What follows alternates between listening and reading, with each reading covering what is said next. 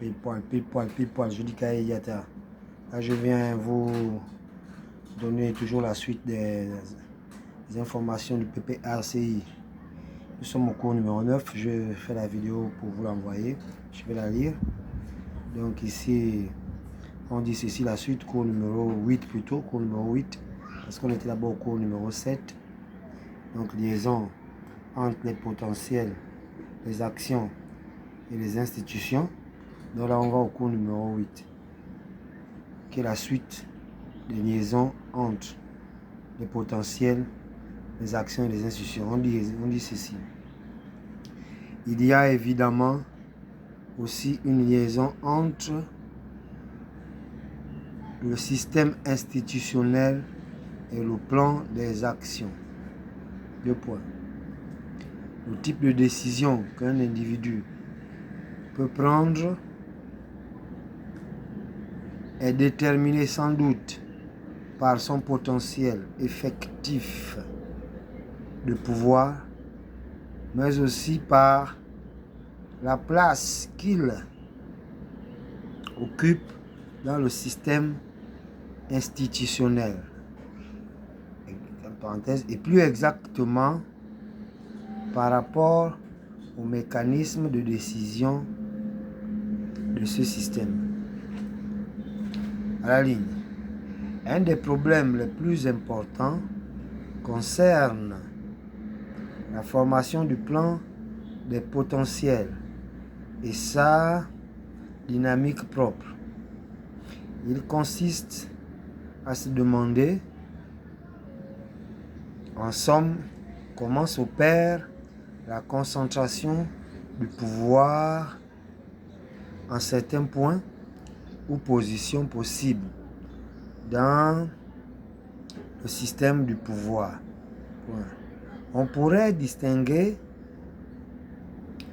dans le potentiel entre guillemets, de pouvoir 2 composantes, l'une virtuelle, l'autre institutionnelle.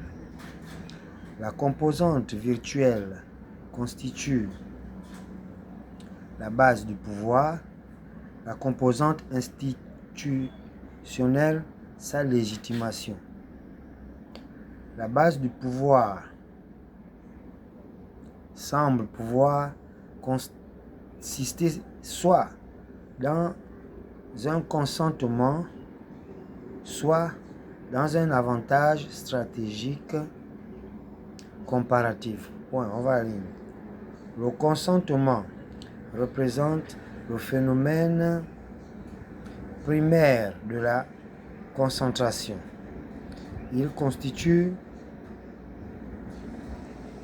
comme un écoulement du potentiel dans une région plus ou moins étendue vers un point privilégié. On continue la suite, vers un point privilégié. Il peut revêtir différentes formes. 2 points.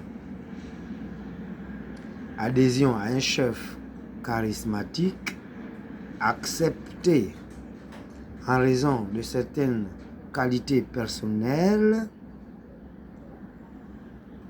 délégation d'autorité à un représentant ou à un leader en lequel on reconnaît ses propres convictions.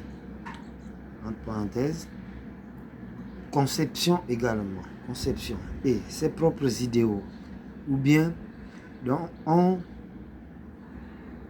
juge l'action utile à ses propres intérêts. Acceptation tacite des initiatives prises par tel ou tel individu.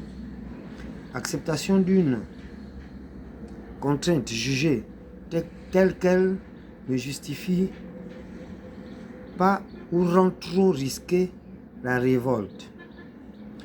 Le consentement peut donc avoir un aspect positif ou un aspect négatif. Entre parenthèses, absence de position ouverte, ferme la parenthèse, point.